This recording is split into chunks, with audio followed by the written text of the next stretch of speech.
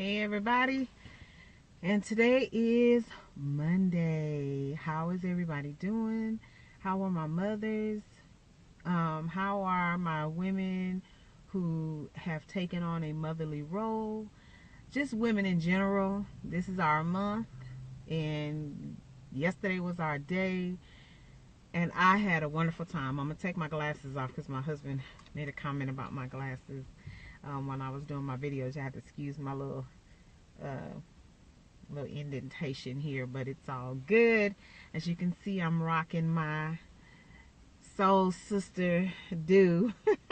My hair is we already talked about that, so I'm not gonna get into that. But anyway, today I wanted to take another step in our Let's Talk About series. So today I want to talk about skincare, and this is actually a request that's coming from my daughter. Let me just use as a disclaimer, I am not a dermatologist. I am not medically trained in any way, shape, form, or fashion. I just know what works for me. And I can identify with the fact that your skin, there are different skin types. And also because of the fact that, because of my age, I'm going to talk about that, that your skin changes over time, and I don't know if women really notice that. I don't think that men have a tendency to go through as much change with their bodies as we do, primarily because we deal with the change in our estrogen level. Our estrogen level can the change in our estrogen level can impact how our bodies respond to so many different things. And one of the things that is impacted by our estrogen level is our skin. I do remember when I was younger, I had, I would say, I guess combination skin is what they would call combination skin. But, the areas on my face, for example, I would say my nose area was probably considered oily, and then maybe like around my cheek area and maybe on my forehead was considered a little drier. Keep in mind, I have been truly blessed with not having any problems with my skin. When I was in high school, that's the time it was awkward for us in general. Fortunately for me, unfortunately for some of my peers, that's also the period where you go through acne and, breakouts and stuff like that. As a teenager, I can count on my hand the number of times I ever had a problem with blemishes or acne or anything like that. I didn't start having, and I wouldn't really classify it as issues with my skin, but I didn't really notice a major change in my skin until I got older and started having trouble with my reproductive organs. So, and to me, it just made perfect sense because that meant that my body was kind of out of whack a little bit. So, but I did notice that, progressively as I got older, what worked for my skin, or what used to, break my skin out, the results of using those products changed. One of the things that I could not use when I was a teenager was Noxzema, and that was a staple in a lot of, especially African American households. Noxzema, your mom told you go put some Noxzema on your face if you had acne or whatever the situation was. And I tried using I tried using Noxzema, and I was so devastated because it burned. When I tell you it burned my skin, for about a 2-week period, I had really bad burn patches on my face, and it was very painful even to touch. So, say for example, if it burned this area here, initially, because I am so fair skinned and I actually have darkened over the years, so I used to be a lot lighter, but if it were to affect this area that way, it initially would be red and just a little tender.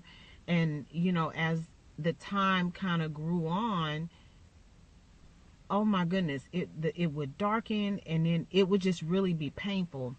That was the first and only time I ever used Noxzema during that period in my life. It wasn't until I became an adult that I actually used Noxzema again, and I was so worried and I was so afraid that that was going to happen again. And so basically what I did is I just took the Noxzema and I just kind of put it like right here, and I waited for about maybe three to 5 minutes to kind of see if I would still have that tingling and, you know, just kind of a weird sensation. And I felt the Noxzema, the cream on my face, but it didn't feel like it felt before. So I said, well, let me just go ahead and, you know, try different areas. So I did. I tried here first because I said if it burned me, at least it wouldn't be so visible. Because when I burn, or when if anything, I have any trauma to my face, you know, I had an area, I think it might have been over here. I put something on my skin not too long ago, and it was like a little dark patch. And I was just, oh my goodness, it was definitely a burn because it felt just like it did with the Noxzema. At any rate, I did test it out. I can't remember which side, but it was on my cheek area, and it didn't burn. And instead of the 3 to 5 minutes, I did leave it like maybe 10 minutes, and it was okay. And so I discovered that, you know, maybe over time as I matured, my skin matured as well, and maybe I had enough of the various the nutrients and things like that helps your skin, the different layers of your skin develop. I had enough of those nutrients in my skin to protect it against whatever was in the Noxzema, or they reformulated the Noxzema where it wasn't so harsh. So either one of those things happened, and I was able to use Noxzema. I did find out, even though that it didn't burn my skin, I want to say maybe by the 3rd time that I used it, my skin didn't feel clean. I felt the tingling of the ingredients that was in the Noxzema, but when I took the Noxzema off of my face, my skin just did not feel clean. And so I went in search of something else that was going to work for me, and that something else turned out to be Ambi. And my mother have sworn by Ambi products over the years for a really, really long time. And Ambi came out with a long line of not just facial cleansing products, but products that actually treat different issues. Because, you know, they have the cream that you use for discoloration. So if you have, and I'll just go ahead and show you. I'm not, you know, embarrassed. I don't like it. My hormone levels changed, and basically what happened was I started having, and old people call them whiskers, but I started having that, and I started having to use hair removal products and things like that. And I'm just going to keep it real with you. I'm not embarrassed by it, because if you're younger than I am, or even if you are my age or older and you're not experiencing this, and you have your reproductive organs, I have had to have a hysterectomy and an oophorectomy, and I had a total hyst, which means they took my uterus and my cervix. In oophorectomy, I had a partial, which means they only took one ovary and one tube. I still have one ovary and one tube. But because of that, my hormone level is just out of whack. And I think it's been a year, I know for sure, maybe a year and a half, probably close to 2 years. I started hormone replacement therapy, and I'm on one of the lowest dosages of the estrogen that I could be on. Nevertheless, my body is still responding to the fact that there have been some changes. And with all of that being said, if you're a woman who has not gone through this, and you're not having the issue with growing, excessive hair and things like that, then you can't relate. But if you are even a young lady, I have a cousin, and I also know other women at a very young age, because of trauma in their reproductive organs, they had to have them removed. So you're like, in your early 20s, mid 20s, and you're going through menopause because, they've had to remove your organs. And so you know what that's like to, one day to wake up and you got hair growing in places that you like, okay, yeah, so what the heck is going on? When did this happen? And it's, one, it can be embarrassing. Two, it can be uncomfortable. You know, I've never truly been a hairy person. I've always had, you know, a head full of hair. But, you know, even as a young lady, I'm very, my mother-in-law calls it nice nasty. I'm tomboyish, but I'm very particular about how I take care of my body. I'm just, you know, some things as a woman, you know, some women may feel like it's excessive or it may feel like it's unnecessary.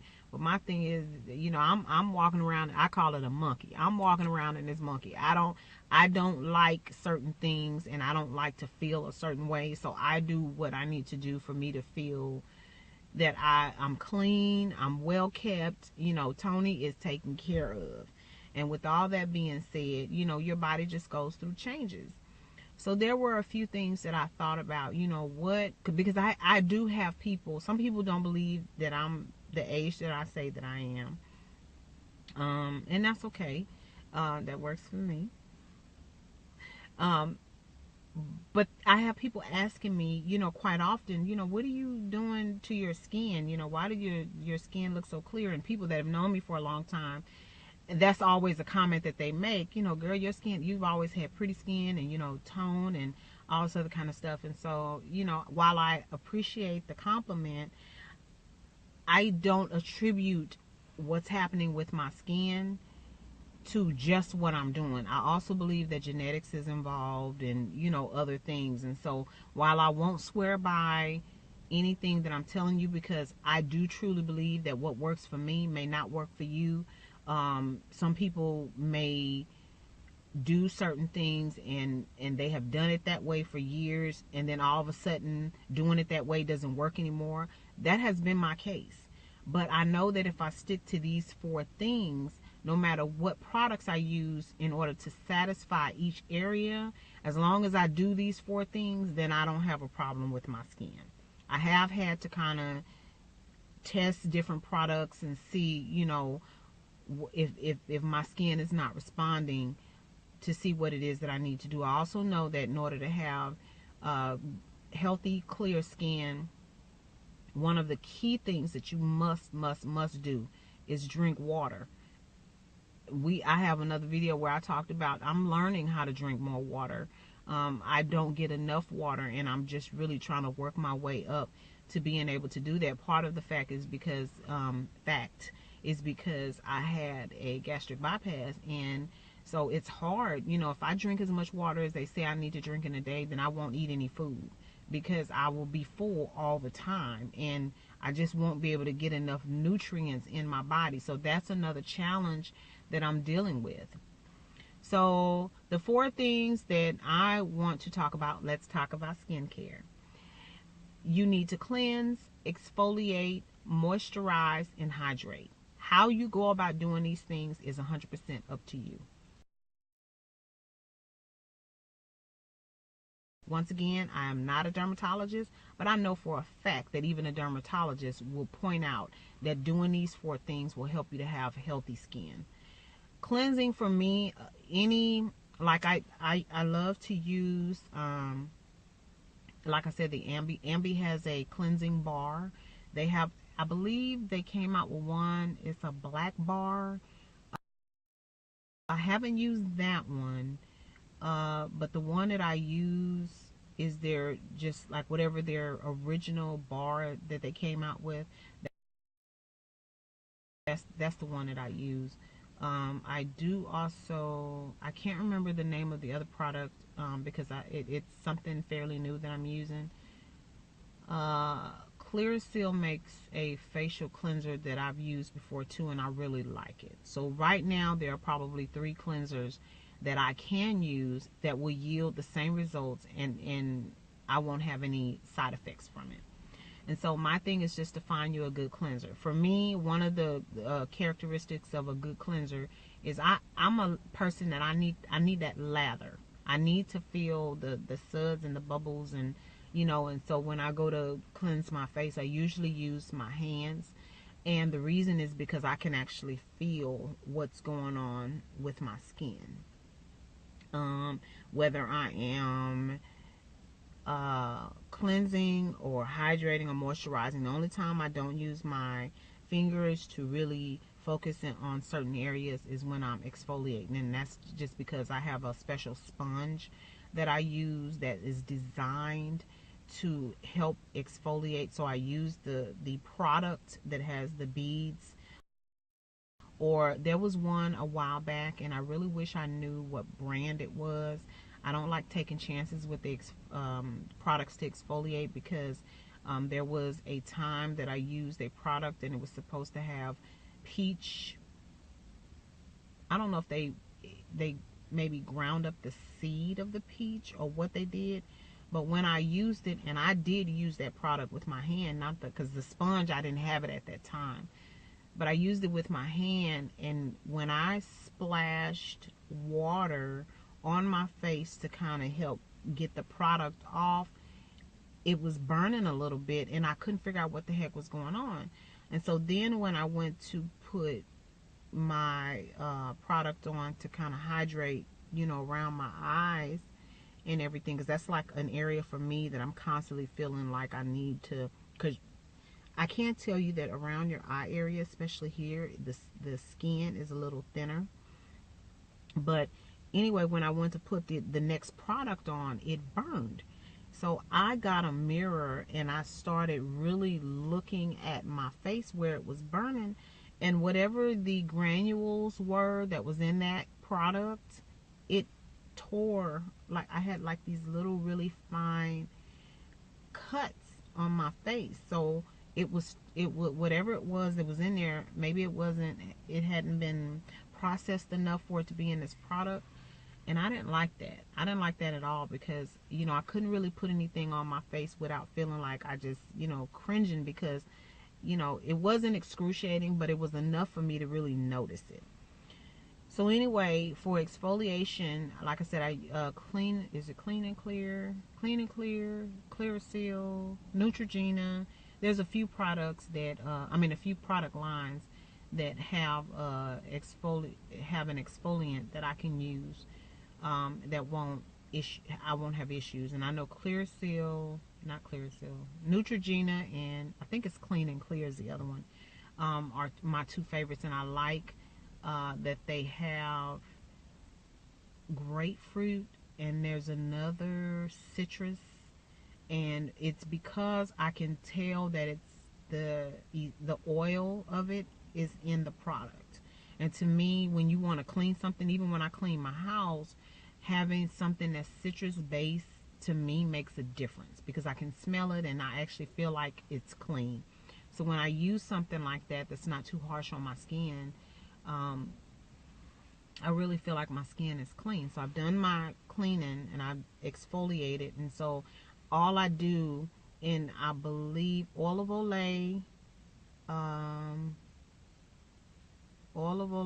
I can't remember, there's another one.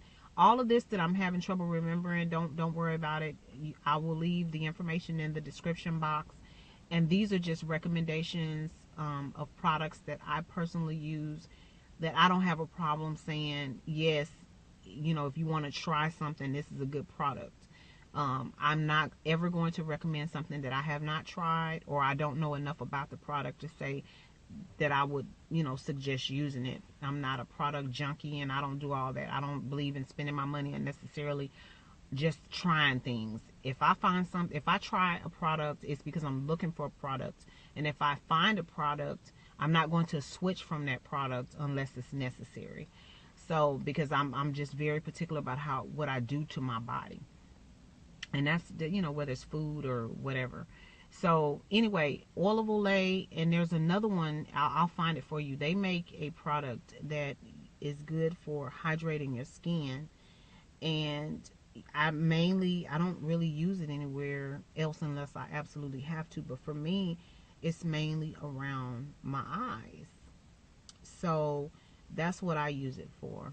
Occasionally I use it, you know, around my mouth, but not too much. And then the last thing is moisturizing. I did find Olay is another product. I did find an Olay product that I really like. I can't use it all the time, because I do notice that to me, it does what it's supposed to do, but it has kind of a chemical smell. It's not harsh on my skin. I don't have any breakout. I don't have any burning or anything. It just has a smell that I'm not really working with. So I use it when I know that I'm going to be outdoors a lot, because it has a